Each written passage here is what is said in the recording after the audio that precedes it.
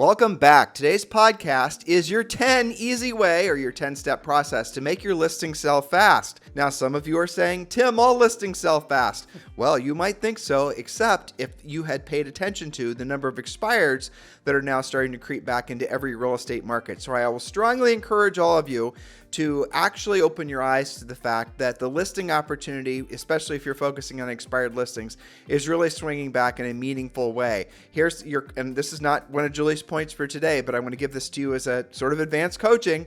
Log into your MLS, do a search for your entire MLS for expired listings for the last 6 months. You will be, frankly, shocked how many expired listings there are that are coming up right now. And one of our sponsors is the source that you can go and get all the sellers' contact information from, and that is RedX. And the RedX is providing a $150 discount to everybody who is listening to our podcast who clicks the link below. So open up the show notes below, whether you're on Spotify, iTunes, or Stitcher, and scroll down, and you will see a link to save $150 and join RedX. And RedX is frankly the system that we've always recommended to all of our coaching clients. Julie and I used a very similar system when we sold real estate. And the beauty of it is you just turn your computer on in the morning and guess what's there? All the new expireds with all the property information, with all the phone numbers, and oftentimes multiple phone numbers for the sellers, making it so that all you have to do is take action on using our conversation outlines, also known as scripts, and calling those folks. And this is one of the quickest, easiest ways. By the way, referral fee free. Yes, that's a good thing. For you to build a listing inventory, which you always need to do. Now, I also want to mention, so definitely scroll down and just click the link to join RedX and grab hold of that $150 discount. Now, the meetups that we're planning across the country, and we are going to expand to Europe. We've been getting messages actually from folks in Australia and other places. We're definitely going to make this a global event, but what you need to do to learn more about the meetups we're doing, these are live in-person events. Just go to harrisrealestatemeetup.com. That website's got to have all the explanation that you'll need to understand what these meetups are all about. These are organized by you, hosted by you. And if you want to be a host, by the way, many of the major cities have yet to claim someone to claim the host position. There's, I think, 17 of the 50 we're doing initially. Yeah. So definitely want to log in and hop over to harrisrealestatemeetup.com. And I strongly encourage you to become a host, because over time, you will become a very significant influencer in your real estate marketplace amongst other real estate professionals as your meetup starts to grow and expand. Those of you guys who are in EXP Realty, I hope you're thinking about what I'm talking about, because it's a fantastic way for you to meet agents. So hop over to harrisrealestatemeetup.com for more information. So Julie, let's talk about why, in addition to the reasons I already said, why this is such a salient topic for today's podcast. Well, there's several reasons, and I've been monitoring a lot of discussion amongst agents, coaching clients, podcast listeners, people posting their questions about this. The fact of the matter is that most agents are not, shall we say, serial listers. They don't typically carry 5 or 10 listings at the same time, especially not always to any fault of their own. We just have lower inventory these days. And some of you still are only listing now and then, repeat and referral clients. So the question comes up, okay, I've got a new listing. I'm excited about that. Maybe you competed, maybe you didn't, but you're excited to get this listing on the market. And now you're feeling the pressure to do an amazing job for your sellers who have put their trust in you and are excited about making a move. I remember we used to have listings and first you go through the victory, took the listing, that's fantastic, you're all excited, but now we have to sell it.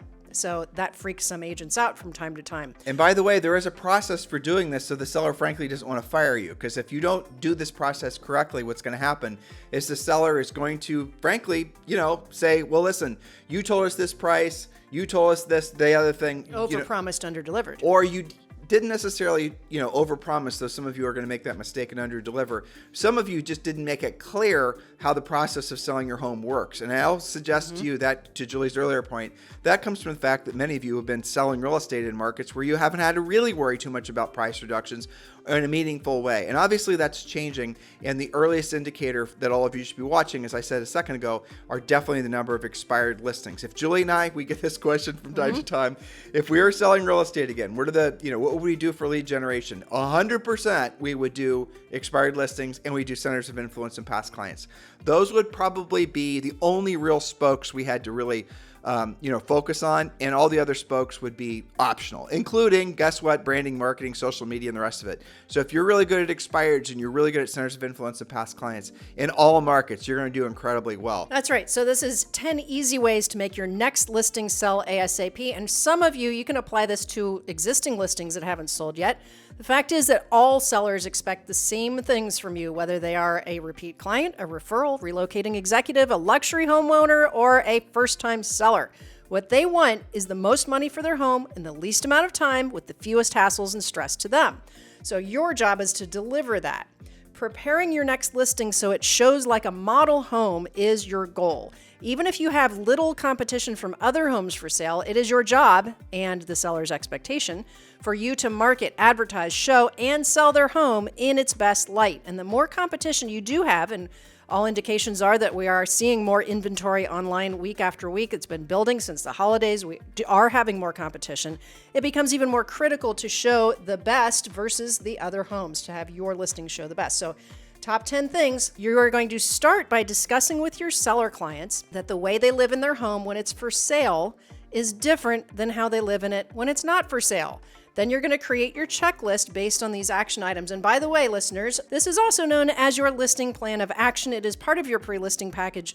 We have largely done this for you. So again, this is training, not coaching. We're just exposing you to the overview. Right. And Julie just looked at me because she wanted me to mention Premier Coaching. But of course, regular listeners, many of you are already Premier Coaching members. But if you're not, understand that Premier Coaching is the next natural step for you. Premier Coaching is truly a complete real estate system. It's an A to Z system. And again, to Julie's point a second ago, you are going to be given a pre-listing pack that's already been proven to work in all markets and all market conditions. And also one of the things that you're going to leave with the seller after you take the listing are basically a book of checklists, things that they should be doing now. Julie and I originally created that because after you take a listing, if you don't give the seller things to do, essentially things to worry about that, you're going to give them a checklist of, clean this, do this, action items, right?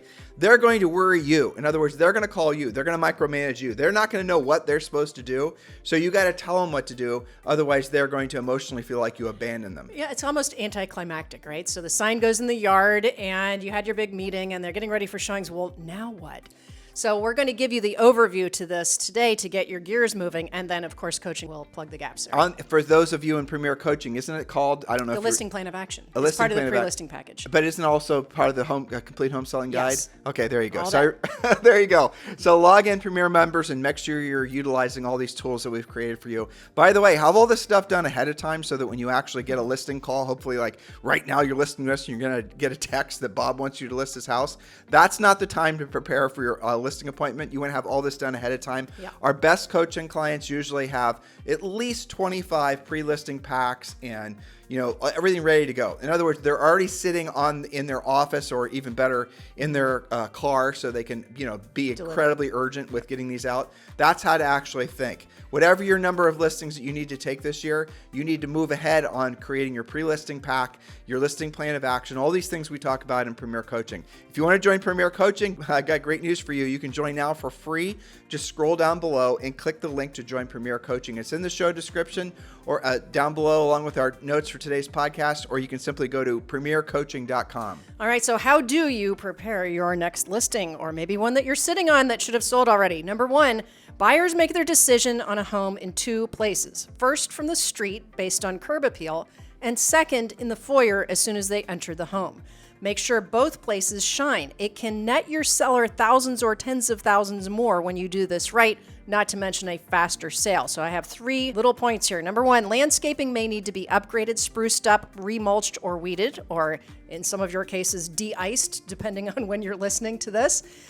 Next is, does the front door look inviting? So add a wreath, paint it, remove a screen door, or whatever will make it look more like the front door of a Hallmark movie. Add your welcoming doormat, some potted plants on the porch, or a new door knocker, for example. So again, you're talking to a seller. Here's the way to present this without, you can give them this list, obviously, or the list that we have on Premier Coaching. These are just Julie's notes because we're just training today. We're obviously not coaching. But when you're explaining to a seller the importance of really what we're talking about here, first impressions, you need to ask them what their first impression was of the house the house that they're in now when they first saw it. And why did they choose to buy it versus something else? And you're going to listen to them describe all the little tiny things that made the house something that they were interested in. It might be, as Julie said, the landscaping. In some markets where there's a lot of, colonial, more traditional homes, guess what? A red front door is really inviting and people really love that. Again, you adjust accordingly depending on your market. Landscaping, all these types of things. Front porch, steps, stuff like that. Lighting, and making sure they have a clear path to the front door. Emotionally, subconsciously, people are going to make a decision whether they want to buy the house or not.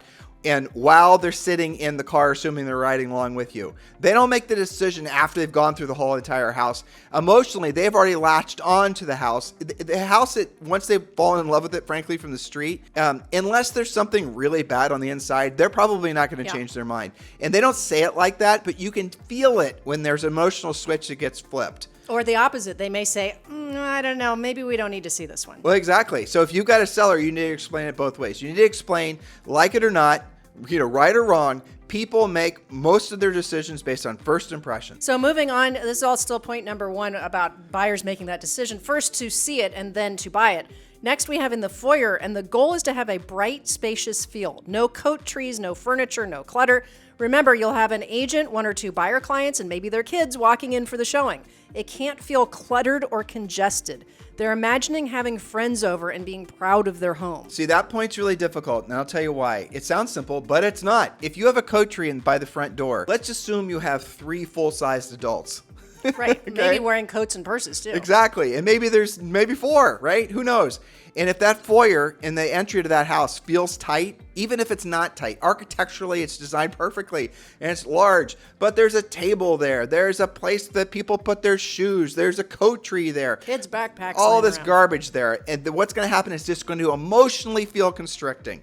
And that's what you want to remove. Even if you wouldn't live that way, because maybe you want that coat tree. Maybe you want the place to put your shoes or whatever. But during a showing, you need to present the house. Again, we're working on the emotional appeal that something has. The curb, they like the house. Looks nice, pretty, well taken care of. Windows clean. Landscaping looks great. Walk in, the foyer. Oh my gosh, this feels really good and welcoming. Yeah, it's a make it or break it moment.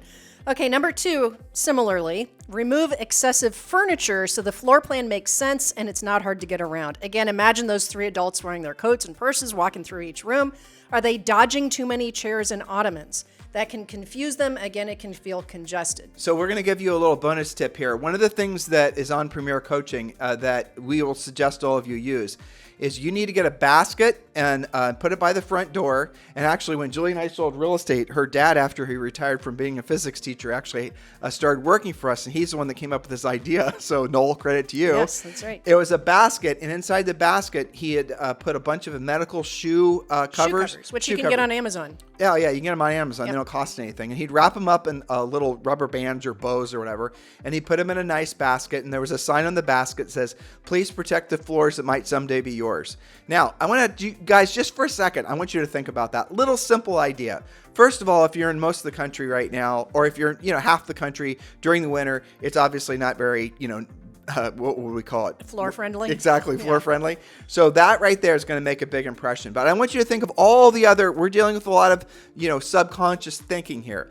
First of all, when you're trying to win the listing and get the listing in the first place, the very fact that you showed that seller about that basket, and nobody else in your marketplace is doing that, they're going to see that basket. They're going to immediately respect the fact that you're trying to help them keep their house clean, but they're also going to understand that you're trying to leave an impression upon that potential buyer that even though that house is for sale and the seller's moving on, they still care about the house. You guys get it? Now, the flip side, when the buyer walks in, what impression is that extra little tiny detail, that little Easter egg? What difference is that going to make, or what impression is that going to leave on that potential buyer? The seller still loves the house, obviously. The seller actually is trying to, be concerned and considerate of the fact that these floors might indeed someday be mine. Yeah, and it's probably in better condition than everything else you're seeing today, because we at least take care of the floors, right? Okay, so thank you for that. I had forgotten about the basket. It's a cool little listing tool that I remember. It is. It has magic. It does. It's had magic. So for the right type of seller, when in our listing presentation, which you guys will get when you join Premier Coaching, there's just a picture of the basket, and my favorite activity selling real estate, and I listed home and forever, but was going on these listing appointments. And when you showed the sellers all the little things that made you different, even though this is kind of a nothing thing, sometimes it's the everything thing. And that very little idea sometimes will be all it takes. Oh, you know what, Julie, I'm so glad. Look, these carpets we just replaced, or maybe these are, expensive, Persian rugs or whatever, right? So there's going to be little things that when you follow our system that will result in you winning the listing, and otherwise you're not going to employ this idea. You're not going to use a pre-listing pack. You're not going to fully pre-qualify the seller. You're not going to go through the process of being, essentially a professional listing agent. And you're going to wonder why you didn't take the listing. It's because you weren't being a professional listing agent, and you probably were competing against one of our coaching clients that did follow our process. So don't leave it up to chance, guys. We've made it very simple for you. All you got to do is plug and play and just go to premiercoaching.com. All right, so speaking about furniture, not that that's ever an issue, use a home consignment center. That's the name of, there's a lot of these through the South and the West. There's a company called Home Consignment Center, or a similar store to consign furniture that your sellers maybe don't want anymore. Or donate to a homeless shelter, a military base, or a fire station. Workout equipment, pool tables, big screen TVs, these are all fair game for the decluttering project. Dog kennels, cat trees, and things like this can all find good homes through donations or posting online. Remember, they're moving anyway. They need to declutter. So another advanced tip, the sellers aren't necessarily going to see the things that are clutter as clutter, because the sellers might be, used to seeing it. Low-grade hoarders, okay? So if you have a situation where the house has got this, a big collection of plates on the wall, and a big beer can collection, and 14 mules, and a couple donkeys. Don't forget in Texas all the mounts. Exactly, right. All the heads on the walls and all this. Okay, so you've got something that you walk in. Obviously, you're not gonna, you don't want to be the home stager. You don't want to be the one telling them to take the pictures and take the mounts and take all this stuff off the walls, because they probably won't list it with you if they think you don't like their stuff. Okay, right. So it's a delicate thing, isn't it? It totally is. And again, that's I'm a stager. The reason you're going to list with me is I'm going to help you stage your house and all the rest of it. What if that in itself is the reason they don't want to list with you? Because sellers will list with you if they feel like you believe in the house. If they feel you love the house, if they feel you can actually represent the house, if you feel you actually respect what they've done to the house, and even if the things that they're like you walk up into the bathroom, the husband or the wife is really, prideful of the tile that's in the bathroom, but you're looking in there, it looks like, there's not a straight piece of tile in the bathroom, but they're really proud of that. I'm not saying what a great tile job is what you should say, but you don't want to say, oh, we got to fix that. Well, you can talk yourself out of the listing. Easily. And that's what a lot of inexperienced, agents will do. So one of the things you can do is bring in a home stager. Have a home stager go in there and give the bad news to the seller. And what you can do ahead of time is you can tell the home stager what to tell the seller based on your own observations. And, you can say, the home stager, could you please mention the fact that the house smelled funny? Could you mention the fact that, not everybody likes to see the, collection of whatever the hell else you got, right? So you got to remember that. That's one of the things you can do. So if you walk into a house that has a lot of needs, definitely lean into the idea. Don't be the bad guy. I just lean into the idea I just shared with you. All right, very well put. And that's such a delicate thing, because when agents get nervous, they talk and talk and talk, and sometimes they can talk themselves right out of the listing. So next on our how to actually sell the house quickly, number 3, have a pet plan. Not everybody loves pets, and some of them are allergic, or their kids are allergic. Both will ruin an otherwise good showing. Doggy daycare or finding a pet sitter for showings may be a good move, so have an actual pet plan. Point number 4. And number 4, smells, both identifiable and not, are not good for showings. Cat pee, smoke, strong spices from cooking, mustiness, it's all bad. So you have a couple of options on this depending on the degree and what it is. Typically, when that's going on, removing carpet, drapery, and furniture that might be emanating those odors is a good move. Again, you can donate things, you can take it to home consignment, what have you, but removing things that soak up those odors. Now, you also, especially after doing that, if it's still lingering, you can invest in an air ionizer. Again, you can find that on Amazon.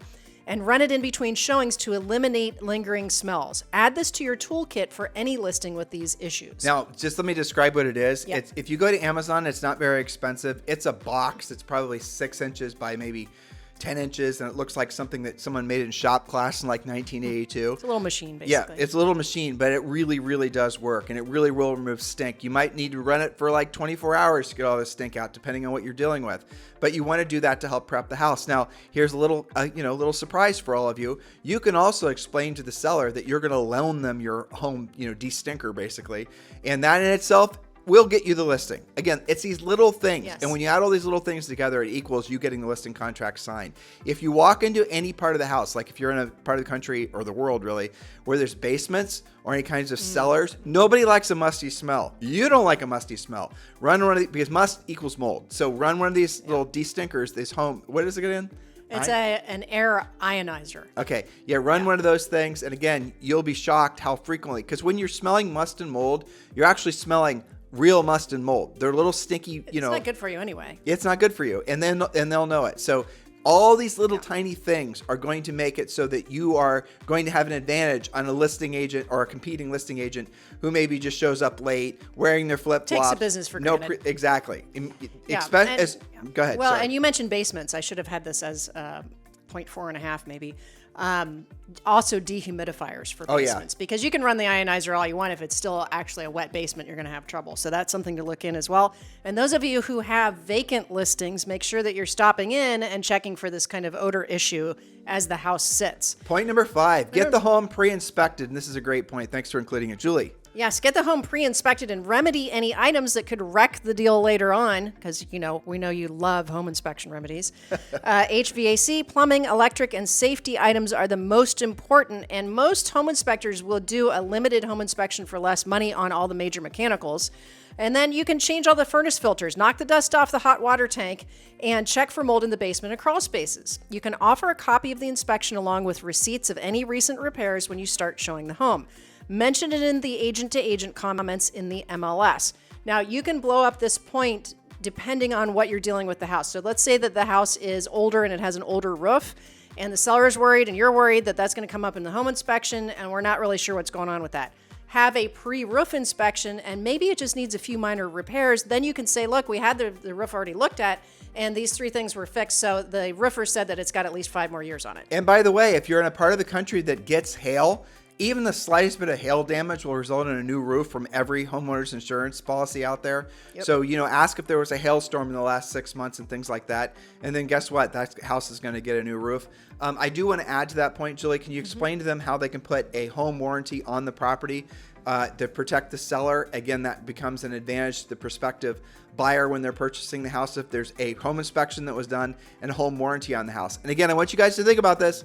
When you're competing for a listing appointment or competing for a listing and you're explaining to the seller what your plan of action is, and you're going through this litany of things, and this is just a smidge of what you're going to do to really win the listing every time, and you say to them, you're going to have the house pre-inspected, and here's why. We don't want to deal with overinflated estimates to repair after the house is in contract. We want to get all these things done ahead of time and show that the work was done. So you're going to show the home warranty, Mr. Seller. You're going to show the inspection and the receipts that the work was done. That will give your house an unfair advantage in the marketplace, because guess what, listeners? There are going to be a lot of new listings, thank the housing gods, I realize, in the next 6 months. Yes, very, very well. A lot of competition. Yeah. And so what you're showing is that you've got the seller's back, because we are seeing more secondary negotiations as the result of home inspections now.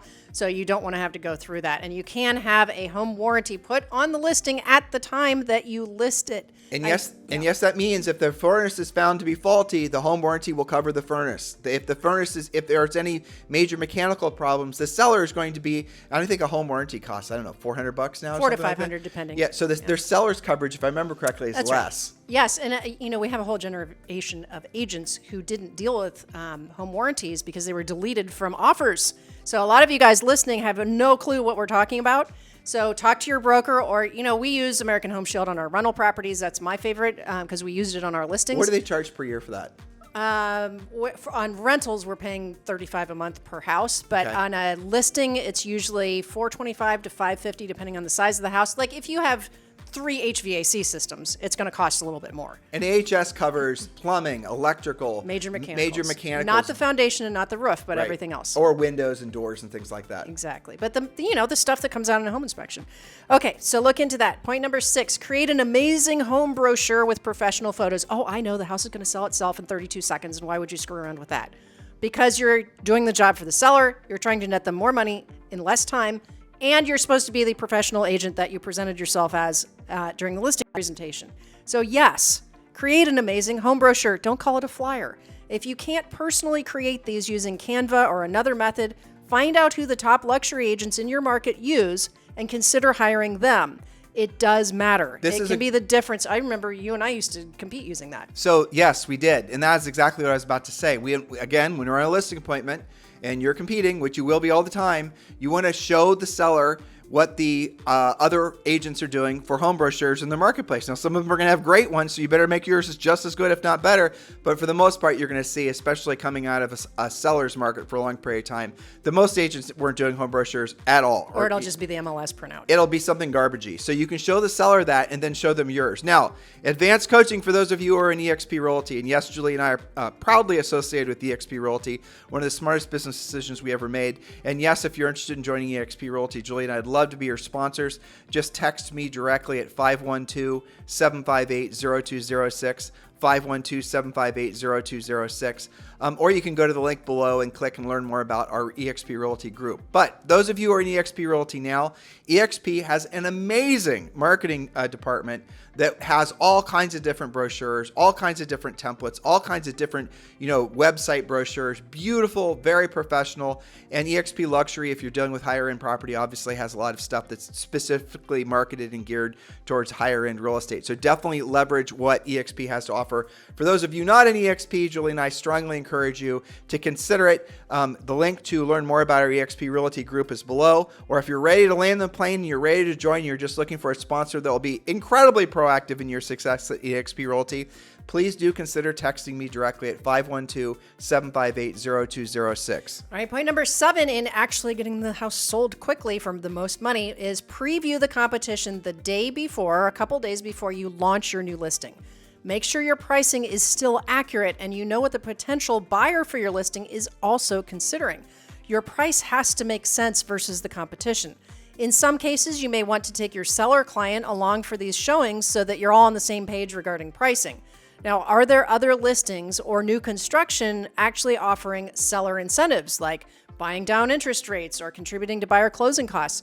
You may need to meet or beat them depending on what you're up against, or possibly adjust your price. Now, the rest of the points Julie is laying out for you are actually, and I remember, again, when we go on listing appointments, when you're really enthusiastic and motivated to take a listing, you lose your objectivity like the second you walk in. Sure. You could have done the world's best CMA on the house and have it just like, oh, I know this is priced perfectly. And then you walk in and it just clicks. You like the seller. There's maybe a couple things that you didn't anticipate being as nice as they were with regards to the house. And all of a sudden, you're overpricing the house. It's easy to do. Oh, and what you're really doing is you're not seeing it objectively. You're not seeing it through the buyer's eyes.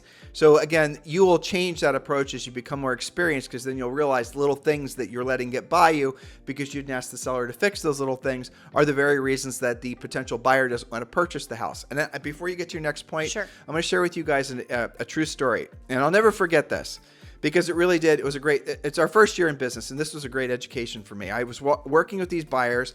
It was a husband and a wife. And oddly enough, they always sat together in the back of the seat like I was the limo driver, but that aside. That's funny. So every time we'd walk into, they originally started out saying, we would just want a resale house. We don't want new construction. And you all know what they ended up buying, new construction, right? But I'd open the door and to the house. And the first thing that she would do, and these were occupied homes, listeners. I remember this. Is she'd beeline to the refrigerator and she'd look at the refrigerator. And I didn't say anything. I just figured, poor gal's hungry. Maybe I should take her to Starbucks or right. something. Right. So anyway, we just, this happened. I ended up showing them probably, I don't know, maybe 6 or 10 houses. I don't remember. A new agent. I was just learning how to sell houses. Right. So anyway, every single time, that's what she would do. And eventually I asked her, actually, she found a house they wanted to buy. The road, everything was, they signed, sealed, and delivered, wrote an offer on it, went in contract. And I remember asking her, and she said, because I didn't have the courage to ask her why she's looking in everyone's refrigerator. And she didn't tell me, remember. She said it's because, I think it was her grandma that told her, just look to see how people take care of their refrigerators, because that'll give you an indication of how they actually take care of the rest of the home. And if the place that they put their food is, a rat's warren, then chances are they haven't been taking care of the furnace, the plumbing, all the other things that you're going to get stuck with, with a bunch of deferred maintenance. So yeah, there it is. That's a fun story to share with your sellers. So you might want to, use that story for your own use and tell the sellers to look for the smallest of the little things and start with the refrigerator. And point number 8, Julie, remove scuffs and smudges. Yes, that was great coaching, actually, because you, without knowing it, you also laid on them the technique of using a story about someone else to make your point about them. Okay, didn't want that to slide. All right, number 8, remove scuffs and smudges from the walls and painted railings in the home. Use a Mr. Clean Magic Eraser Sponge to get rid of shoe marks and other minor things. If that doesn't spruce it up, painting might be in order, but sometimes just doing the Mr. Clean Magic Eraser will save you from having to paint. And again, if the house has a lot of, let's just say, disagreeable wallpaper and things like that, nobody likes anyone else's wallpaper. I don't know if you've ever noticed that. In the history of wallpaper. No one likes it. I mean, you could have the coolest wallpaper on the wall ever, and no one else is going to like it but you. It's just personal. It is. It's too personal for a lot of people. So that's kind of a strange, weird thing. But yeah, if there's wallpaper that's outdated, walls that needed painted, all the rest of it, and you don't want to tell the seller because you're worried that maybe the seller will be offended, by the way, a lot of them will be, that's the time to bring in that stager. Exactly. Well put. All right, number 9, review the exterior home, including the backyard, porches, decks, side yard, fences. Repair anything that will come out in an inspection, and just like that, do in the front, just like you did in the front. Make it more inviting. Think about kids and pets and summertime activities. Does the back or side yard look inviting, or does it look sketchy? So that's going to make a big difference. And home inspectors do go in the backyards as well. You can add trees or other screening if the house has questionable views. This could kill the deal even if the potential buyer loves the home. So anticipate objections and mitigate them before they cause the home to sit or need price reductions. There's almost no such thing as too many trees. I would agree with that. Right? So more landscaping is always the move to make. And just, there's a psychological appeal to it, no doubt. Yeah, especially, a lot of buyers say they want a private backyard. And if you look out and it's boxed in by everybody else's yards and pools and kid stuff, they're not going to get that cozy feeling. Oh, you triggered me to coach them. So I'm sorry you got it going. So when you're pre-qualifying, this is totally off, the beaten path of Julie's final point.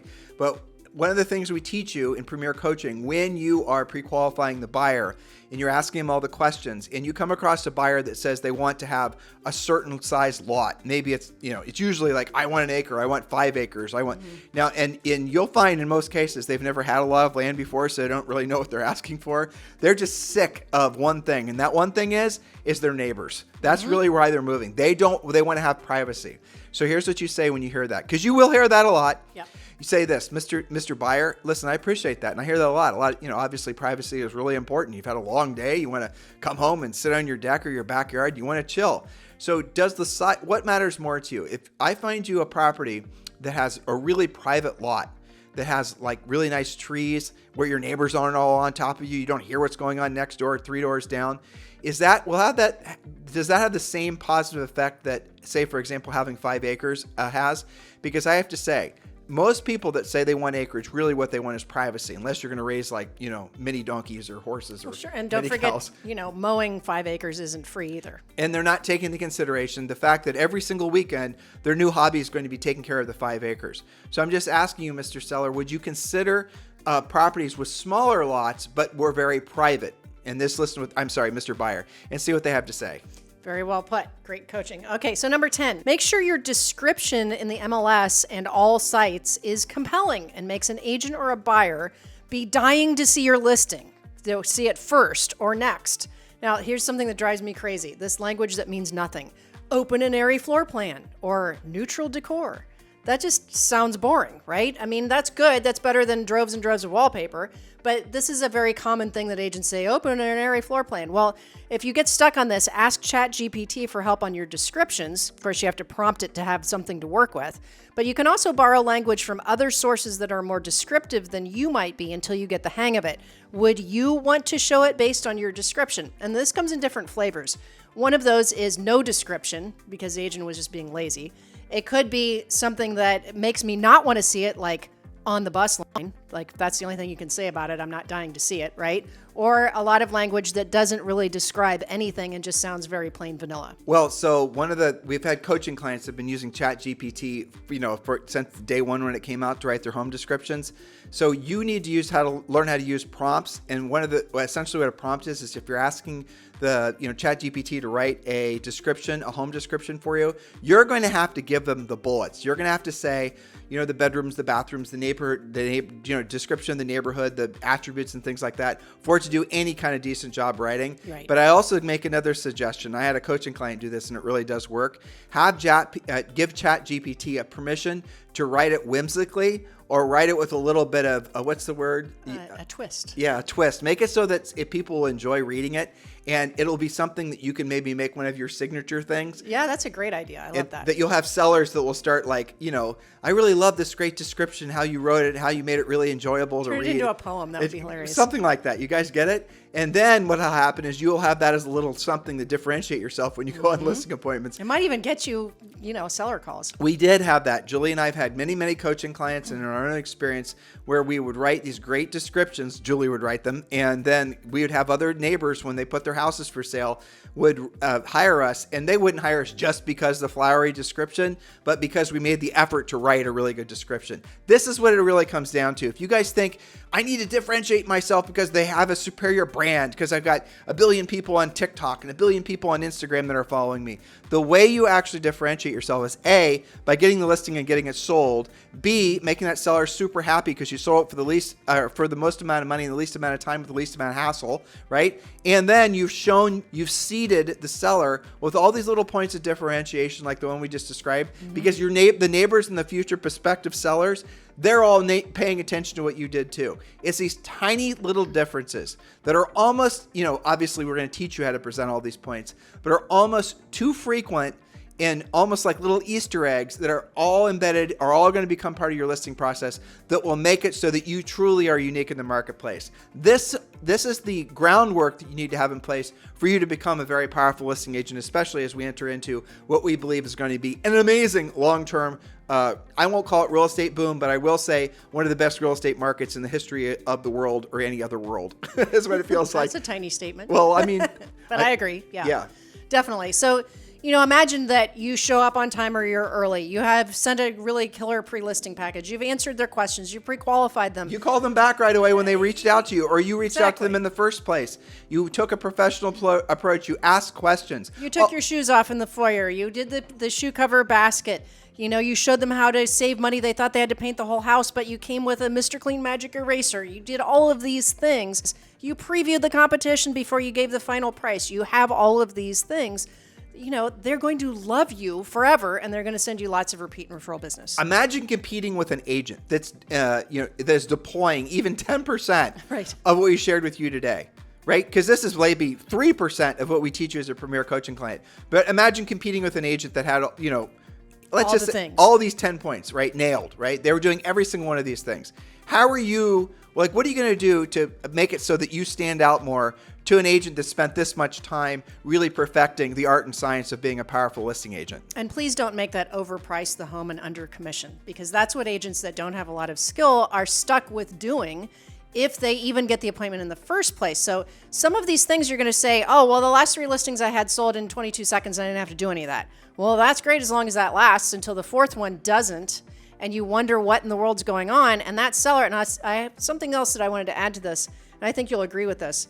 It's the sellers who are the most motivated who are most sensitive to this stuff. 100%. And they're the ones that will fire you on the second weekend if you haven't shown that you're on top of things. But you know where this really works? Where this is just like a Mike Tyson in his glory days, one punch, you're out type move. Expired listings. Oh, for sure. This with expired listings is absolutely it's killer. It's killer. Because they probably didn't have any of this. They didn't. And they're going to say, well, they might not say it, but they're going to think to themselves, previous listing agent didn't do that. Didn't do that. Lazy Bob didn't do that. Lazy Bob. A for sale by owner is going to go, I never thought about doing that. This is how you show value. This is how you make yourself different. It's not you and a pretty picture of your golden retriever as you're having, pizza for lunch on Instagram. The thing that makes you different is the fact that you actually are different, not pretending to be different. The thing that makes you the obvious choice for the prospective sellers, makes you the best choice for the prospective seller, isn't because you fooled them into thinking you're the best choice for them because of all your branding and marketing. It's because you actually have earned the right to be the best choice. I remember you and I were at an event in Hawaii, and we were in front of a room. I don't remember how many agents it was.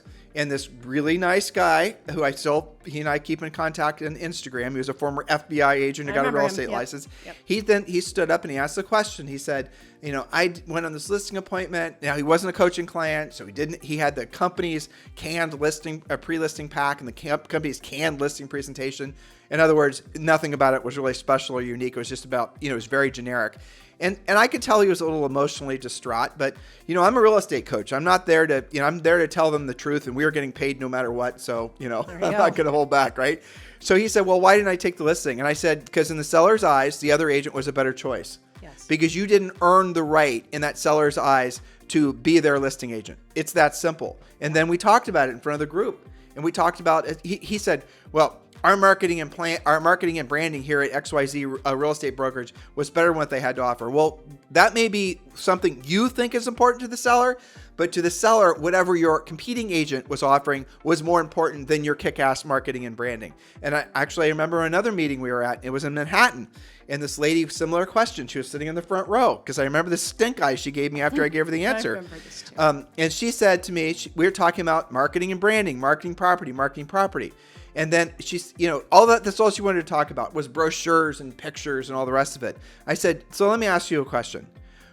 Would a really, really great marketed house, you have the Goodyear blimp flying over the house, you have the best of everything, the best brochures, the best everything, but it's overpriced?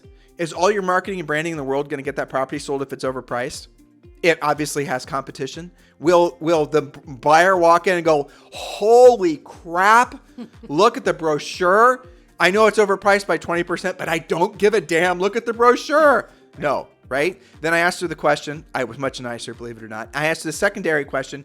If the house is priced at market price and you just have average or, let's just say strictly average marketing, will that house sell? And she said, well, yes, of course.